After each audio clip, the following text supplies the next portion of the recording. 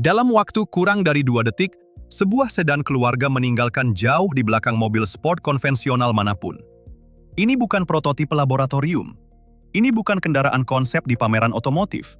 Ini adalah mobil yang bisa dibeli hari ini juga. Hanya angka itu saja sudah mengguncang seluruh industri. Namun apa yang ada di balik angka tersebut benar-benar mengubah segalanya. Dan sebagian besar pesaing belum memahami besarnya masalah ini.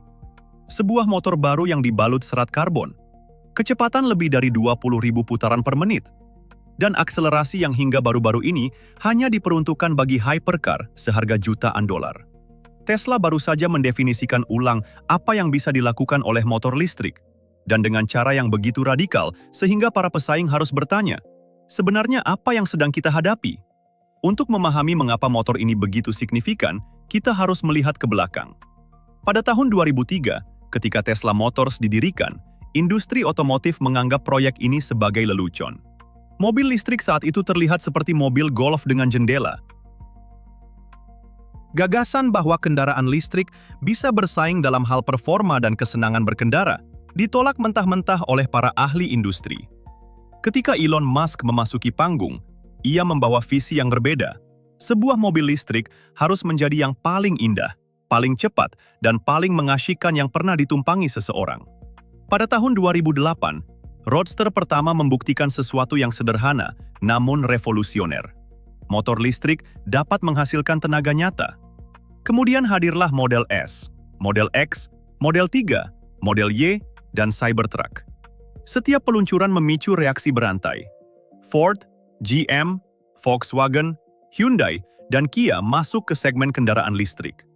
Banyak ahli mengatakan Tesla telah mencapai puncaknya. Mereka salah. Karena sementara semua orang berusaha mengejar apa yang telah dicapai perusahaan ini, Tesla diam-diam mempersiapkan lompatan besar berikutnya. Motor plate dengan balutan serat karbon. Untuk memahami mengapa motor ini begitu penting, kita harus menganalisis rotor, bagian yang berputar dan bertanggung jawab mengubah energi listrik menjadi gerakan.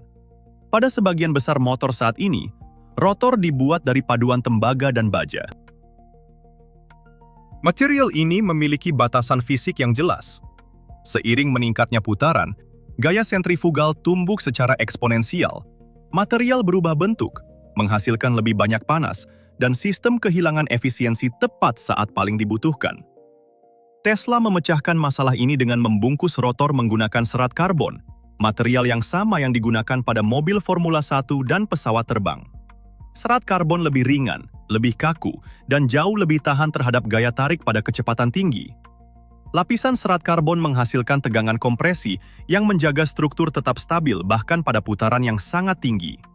Hasilnya, rotor Tesla melampaui 20.000 putaran per menit dan secara langsung menghasilkan tenaga yang dirasakan di kemudi. Inilah alasan mengapa model S-Plaid berakselerasi dari 0 hingga 100 km per jam dalam waktu kurang dari 2 detik.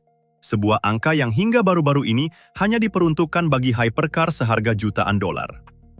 Namun kecepatan hanyalah satu bagian dari cerita ini. Karena rotor lebih ringan, motor membutuhkan lebih sedikit energi untuk berputar. Dengan jumlah listrik yang sama di baterai, kendaraan menempuh jarak yang lebih jauh. Sistem pendingin bekerja dengan intensitas yang lebih rendah. Umur baterai pun menjadi lebih panjang. Motor yang lebih efisien, baterai yang lebih tahan lama, jangkauan yang lebih jauh, dan biaya operasional yang lebih rendah. Semuanya cocok dengan sempurna. Ditambah lagi dengan stabilitas termal. Balutan serat karbon tidak memuai dengan cara yang sama seperti logam.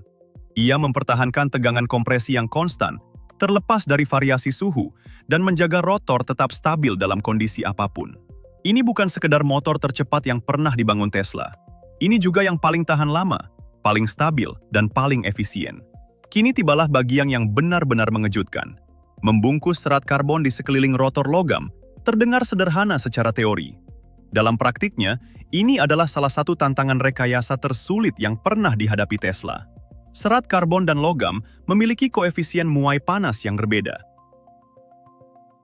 Jika serat karbon hanya dililitkan begitu saja di sekeliling rotor, tanpa perhitungan yang sangat presisi, balutan tersebut bisa terlepas, retak, atau menyebabkan ketidakseimbangan serius pada 20.000 putaran per menit ketika suhu meningkat. Untuk mengatasi masalah ini, Tesla mengembangkan sistem robotik yang dikendalikan oleh kecerdasan buatan yang mampu mengaplikasikan lapisan serat karbon dengan presisi mikrometer, yaitu 1/1000 mm. Sistem ini secara bersamaan mengontrol tegangan benang, suhu lingkungan, kecepatan pemrosesan, dan sudut aplikasi. Setiap rotor diukur dengan sensor laser dan diverifikasi secara individual sebelum dipasang. Dan inilah poin kuncinya. Tesla mematenkan teknologi ini dan kemudian membuka patennya untuk seluruh dunia. Perusahaan manapun bisa membaca cetak biru desainnya. Namun cetak biru bukanlah mesinnya. Rahasianya diketahui, tetapi sistem kecerdasan buatan yang telah dilatih dengan ribuan pengujian tidak dimiliki. Proses kontrol kualitas yang telah disempurnakan selama bertahun-tahun pun tidak tersedia. Dan bahkan jika semua itu dimiliki, masih harus diintegrasikan ke dalam lini produksi yang mampu memproduksi puluhan ribu unit per bulan. Pembukaan paten bukanlah tindakan kemurahan hati. Ini adalah demonstrasi jarak yang memisahkan mereka. Namun demikian, tidak ada teknologi yang hadir tanpa tantangan nyata. Pertama, biaya produksi. Teknologi balutan serat karbon masih jauh dari murah. Bisakah Tesla mengintegrasikannya ke dalam model kelas menengah seperti Model 3 atau Model Y? Atau akankah tetap terbatas pada segmen premium? Kedua, tekanan finansial. Tesla telah menghadapi pemutusan hubungan kerja dan margin keuntungan yang menurun, sementara perang harga dengan pesaing dari China semakin intensif. BYD, SAIC, dan NIO memproduksi jutaan kendaraan dengan biaya lebih rendah dan sedang berekspansi ke pasar internasional. Dalam perang harga, teknologi terbaik tidak selalu menang. Ketiga, ketergantungan pada Elon Musk. Kontroversi seputar pribadinya, pernyataan-pernyataannya yang memecah belah, dan janji-janji yang tidak ditepati dalam hal tenggat waktu memengaruhi kepercayaan konsumen terhadap merek ini. Keempat, infrastruktur pengisian daya. Ketika Tesla membuka jaringan supercharger-nya untuk merek lain, keunggulan tersebut menjadi kurang eksklusif, dan kecemasan soal jangkauan masih menjadi hambatan psikologis yang cukup besar. Kelima, mengemudi otonom. Tesla telah bertahun-tahun menjanjikan kemampuan mengemudi sepenuhnya otonom.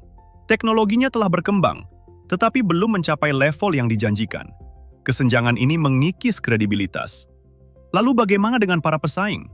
Lucid Motors memiliki rekayasa yang mengesankan. Lucid Air melampaui Model S dalam hal jangkauan. Namun mereka memproduksi dan menjual sangat sedikit kendaraan per tahun dan tidak menghasilkan pendapatan yang cukup untuk mengembangkan motor generasi berikutnya dalam skala besar. Rivian membangun sesuatu yang berbeda. Pickup dan SUV untuk gaya hidup luar ruangan, dengan desain yang tangguh dan dukungan finansial. Namun dalam hal teknologi motor murni, mereka masih menggunakan arsitektur konvensional.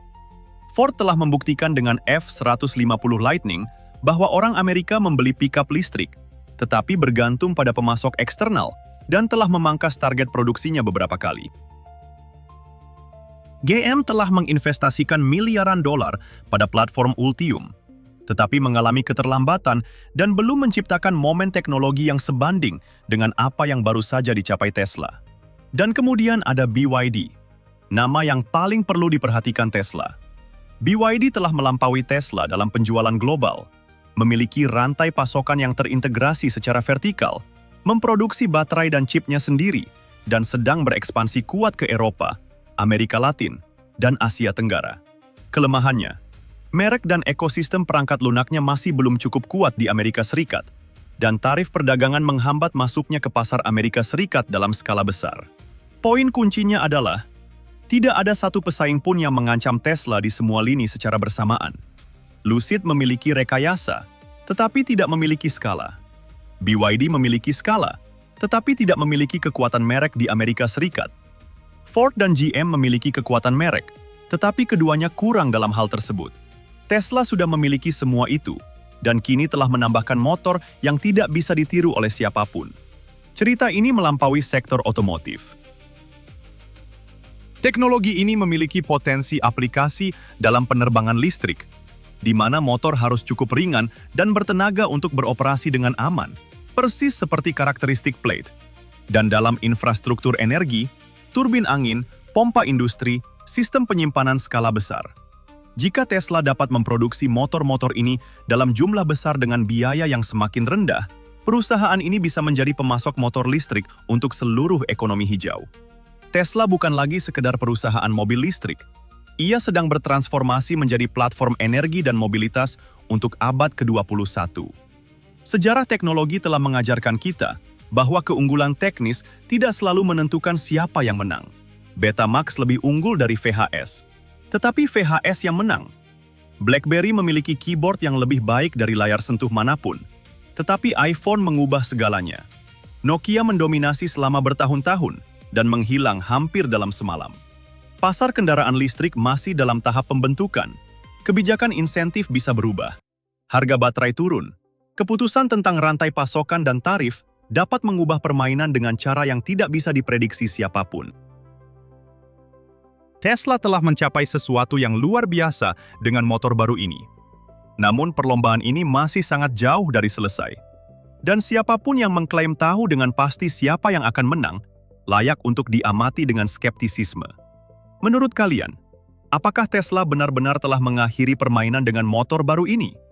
Atau bisakah para pesaing, mulai dari Lucid hingga BYD, masih memberikan kejutan? Tinggalkan pendapat kalian di kolom komentar, terutama jika kalian sudah memiliki mobil listrik atau sedang berpikir untuk membeli satu. Jika video ini memberikan kalian sesuatu yang baru tentang revolusi kendaraan listrik, berikan like agar konten ini menjangkau lebih banyak orang. Dan jika kalian ingin terus menikmati analisis mendalam seperti ini, subscribe ke channel ini. Perlombaan telah dimulai, dan apa yang terjadi selanjutnya bisa menjadi babak paling mendebarkan yang pernah ditulis industri ini.